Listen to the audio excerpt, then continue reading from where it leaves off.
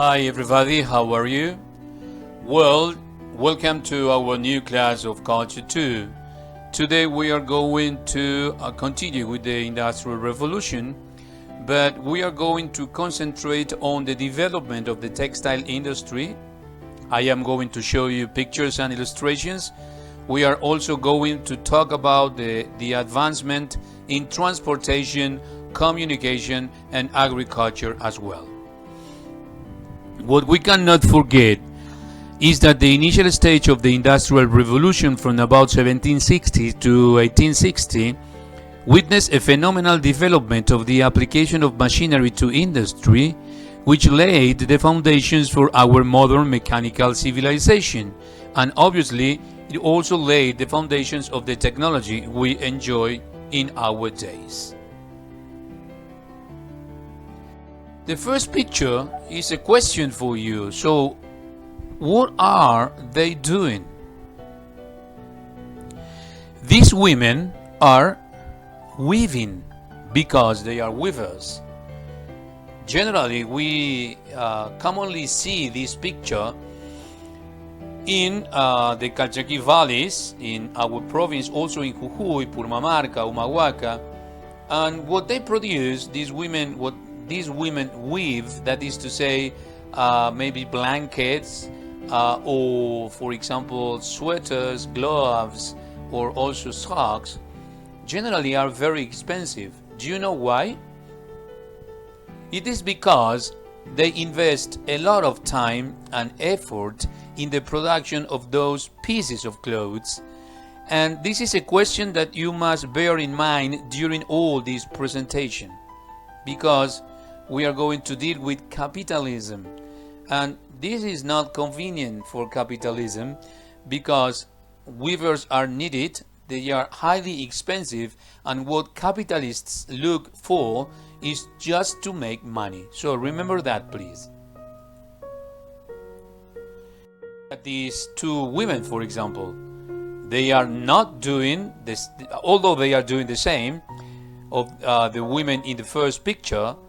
They are not working in the same conditions because they have machines. Although they work in a different way, the machines are powered by human beings. So they were not fast enough in order to meet the needs of all the population existing in Europe at the time of the Industrial Revolution. So it was needed not only more machines in order to reduce the cost of the capitalists, but also to meet the needs of the population. Because obviously, with this machine, industries were not able to produce as much as they needed. So how much could they produce with these machines? So talking about machines, we are going to deal with the evolutions of machines.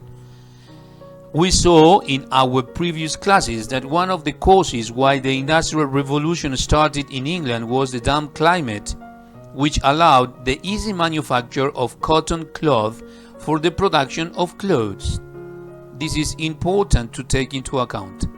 However, with the increasing popularity of cotton clothing, it was impossible to provide enough clothes with the primitive spinning wheel. Even when every available woman and child was pressed into service, the demand could not be met. In 1760, so there was a huge need for new machines. The English Society of Arts saw this necessity and offered a prize for the invention of a machine which could enable one worker to spin at least 6 threads at once. What was the result? The result was the invention of new machines that we are going to see in this presentation. The first one was the spinning jenny. The first response to the prize offered by the Society of Arts was the spinning jenny. It was invented, as you can see there, by James Hargreaves in 1767. It was called in that way because James' wife's name was Jenny. It was not a very complicated machine. It was just a compound spinning wheel which could produce 16 threads at once. That is to say, more than the 6 threads needed, but there was a problem with these 16 threads that this machine could produce. The problem was that those threads were not strong enough to be used for the longitudinal fibers, that is to say, to produce clothes. Although it was faster, it still used human power, so to make things simple, it was not fast enough to meet the needs of the population. For example, here, in comparison with the picture we saw at the beginning of the presentation, things are different. I said before, even if every woman and child was obliged to work, they wouldn't meet the needs of the people. Why? Because these machines were not fast enough. There are a lot of people working in this picture, but although there were advancements in the textile industry, it was not enough to meet the needs of the population. Famous spinning jenny, you can see a woman working there. Remember that the spinning jenny could produce 16 threads at the same time using what kind of power? Human power. So something different was needed. It produced 16 threads at once. The original spinning jenny in a museum in Germany, so it is kept there. We conclude that different machines, new machines were needed, so it was not before the invention of the water frame by Richard Arkwright, that the quantity production of cotton became faster. Arkwright can be considered the father of the factory system. As you can see, is the water frame, so it did not use human power anymore, but water power was not enough in order to produce clothes as fast as they needed. Finally, 2 years later, another Englishman combined the spinning jenny and the water frame and invented the mule. It was Samuel Crompton, who in fact did not invent anything. What he did was to combine the two previous inventions to create the mule. So it was a machine which was improved, taking into account the previous machines, because it could produce 400 strands of the finest quality. But the problem was that it was not fast enough. That was not the final solution for the problem of the textile industry. What were the problems? Although the problem of cotton production had been solved with the inventions of the spinning machines that we had just seen, the problem of mass production still continued. Why? Because the solution was given at the level of the raw material, that is to say, of cotton. But what did industries need in order to weave the cotton produced? They needed weavers, and there was a huge scarcity of weavers because they were very expensive. They earned high wages, and this is not convenient for capitalists. Remember what I told you at the beginning of the presentation. Capitalism is the dynamic system by which people invest money in order to obtain more money. This is not convenient because the cost of human resources was too much, so the problem continued. So there was a huge need for automatic machinery. In this case, if they invented, or if they found somebody who invented automatic machines, weavers and human resources would not be so expensive. The cost obviously would keep the same at the same level, but the profits were going to be even more important for capitalists. So they were looking a machine to get rid of so many weavers and reduce the cost of production to obtain more profits. If they reduce the cost of production, they could obtain more profit, and the field of investments in England would be even more interesting for people who came from other countries. A partial solution for this necessity of inventing an automatic machine came with the invention of the power loom. Yes, this is the power loom. It was operated by cows. It was not human power anymore. It was not water, but the cows were the ones who gave power to this machine. It was invented by a clergyman whose name was Edward Cartwright. However, it was not sufficiently improved, so it was just a modest success. Some inventors even used or replaced cows by horses or dogs, but, well, it did not succeed, and it did not remain in the market for too much time. The invention that the capitalists of the time really needed came in 1792. A Yankee scholar, Eli Whitney, invented the cotton gin.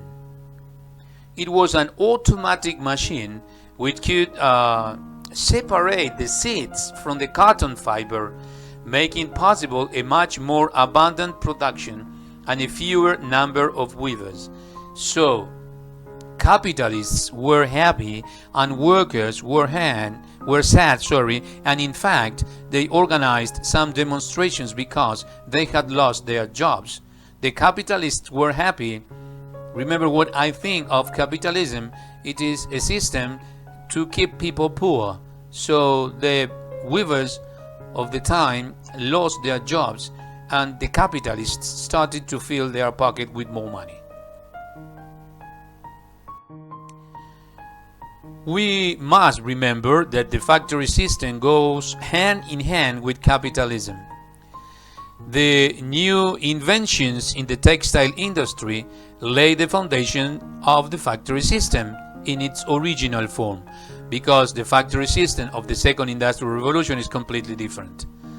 The machines were huge and could not be set up in individual homes, and besides, they were driven by power. They were so expensive that the workers who had the ability to weave, for example, could not afford to buy these machines. Capitalists were the one who bought this machine and invested their money in the production of clothes. Obviously, they received the high profits while the workers just received a fixed wage. These machines needed a great number of workers, as I told you, and with the invention of these automatic machines, the numbers of workers were reduced. They were supervised by the owner or manager. And let me tell you something. In the first Industrial Revolution, or in the first stage of the Industrial Revolution, they were almost always supervised by the owner of the factory. It was the owner, the one who had invested the money buying these machines, and he was the one who supervised. In the second stage of the Industrial Revolution, then we are going to have the separation of ownership and manager. There were some managers in the first Industrial Revolution, but the common picture was that the owner was the one who supervised the workers.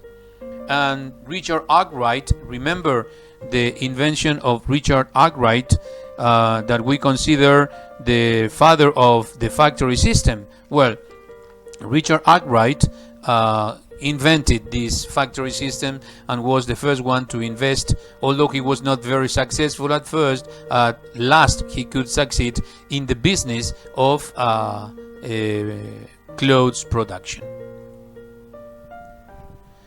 So what is the main effect of the Industrial Revolution? Many people think that this is a cause, but in fact it is an effect. Yeah? The effect was the steam as a means of power. I ask you to think, because I told you that these new machines could not be enough to produce the clothes that people needed in the textile industry. So there was a huge surge for new machines, and new machines were not enough. So new inventions were being made in the field, and then they realized that steam could be used as a means of power. It was not unknown that steam could be used as a means of power, but the fact was that it had not been put to any definite industrial use. The first man to apply the power for industrial use, the power of steam, was Thomas Newcomen. He devised a machine to pump out water from coal mines. And now, you may be asking, why water out from coal mines? Coal was one of the main sources of power that was used in the first industrial revolution. Coal is, even nowadays, extracted from mines, and obviously, in order to produce more coal, they needed to pump out water from mines. And Thomas Newcomen invented this machine to pump out water from coal mines. It must be stated that it was not the initial cause of the Industrial Revolution. It was an effect, as I explained before. The steam engine would have never become a reality if there had not been a demand of an effective source of power for new machines. So, more powerful than other sources was the steam. Obviously, it was more powerful than human power, than animal power, than water. So, more coal started to be extracted from mines in London. And obviously, as I said before, it is an effect, because if it had not been for the discovery of the application of steam for industrial purpose, other industries would have never been developed. So the question is, why did people need to pump out water from the mines? Remember, they needed to extract more coal, and for that reason they needed to pump out water. And this new machine, invented by Thomas Newcomen, allowed industrialists to produce more coal. This is a picture of the steam engine invented by Thomas Newcomen, for you to see just a picture, a drawing of the machine. However, Thomas Newcomen's steam engine, which was a great invention for the time, suffered from some defects, from shortcomings. This steam engine presented some shortcomings which prevented it from being highly used in industries. It was only used in mines. It wasted too much fuel and power, and it had only one chamber to condense steam, so the cylinder had to be heated after each use. And obviously this made the process of production more and more slow. This is something that changed really the use of steam in industries and transportation. It is curious because one day Thomas Newcomen's steam engine, the one we saw in the previous slide, broke down and needed to be repaired. They sent this steam engine to James Watt, who was a maker of scientific instruments at the University of Glasgow. When James Watt, this is James Watt's steam engine, saw the machine, he started to think how he could change it in order to improve it. So he decided to add a separate chamber to condense steam to eliminate the necessity of cooling the cylinder. He patented his machine, the first one, in 1769, and by 1800 his firm had sold almost 300 machines. This was a huge success. Which were the inventions of Watt's machine? More coal and iron. Remember that with the steam engine invented by Newcomen, mines or more water could be extracted out from mines, and with this machine even more and more coal and iron was produced. More coal was extracted from mines because water could be pumped out more rapidly. Also, one of the industries which owed its rapid growth to Newcomen's steam engine was the iron industry. This is very important because iron was the industrial material of the first stage of the Industrial Revolution, and England was the highest producer of iron, consequently one of the richest countries in the world. It also produced a revolution in transportation and provided countless chances for accelerating the manufacture of goods, making the industrialized nations the richest and most powerful of the world. And we are going to stop here in order to analyze this. There was inequality. Well, even in our world nowadays there is inequality, and that inequality of the time produced a feeling of resentment between nations, and this is one of the long-term causes of World War I. We said that there was a huge development in transportation. Well, the main changes in the form of production were rapidly followed by development in transportation. The first clues were clear by 1780. Why? At that time, the construction of canals and turnpike was started. By 1830, almost all roads and highways had been drained and covered with a surface of broken stone. The principal streams had been linked together by a network of 2,500 miles of canals. Everything was prepared for an improvement. More canals, turnpikes, roads ready. The streams had been linked for transportation, so everything was given to men in order to improve the system of transportation. The major significant progress in transportation did not come before the steam engine had been accepted as a dependable source of power. There were different attempts until the one introduced by George Stephenson. You can say Stephenson or Stevenson, okay? Both pronunciations are correct.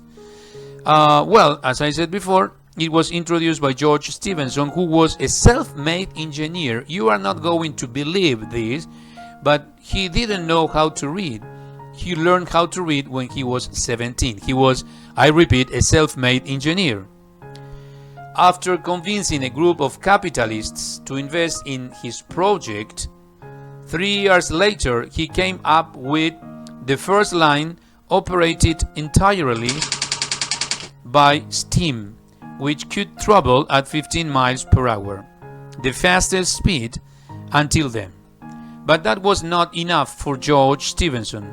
After that, he introduced the rocket. This is the rocket, which joined Manchester and Liverpool. As you can see in this picture, Manchester to Liverpool.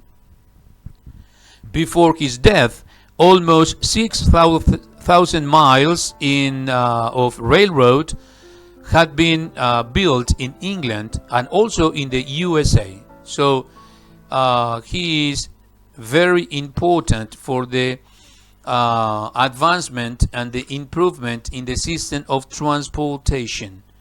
Do not forget George Stephenson. The steam engine was being gradually applied to water transportation. In this field, the Americans ousted absolutely the British. What you are seeing is the picture of Robert Fulton steamboat, whose name was Clermont. So, however, the invention of the steamboat is a matter of discussion. Two men before Robert Fulton had operated boats entirely propelled by steam. So Robert Fulton was not the first. What happened to James Ramsay and John Fitch, who were the first ones? Well, the problem was that they did not have business skill. They were not able to make their inventions a success, economically speaking. In fact, for example, Fitch got depressed without financial support and committed suicide. Then Robert Fulton appeared, and he is credited for having made the steamboat financially successful, not just successful from the industrial use or the industrial point of view, but from the economic point of view. In 1807, he was proclaimed a national hero by Thomas Jefferson. Who was Thomas Jefferson? The third president of the United States, when his boat Clermont traveled from the city of New York to the capital of the state in Albany, approximately 40 kilometers. Later, in 1838, more inventions came.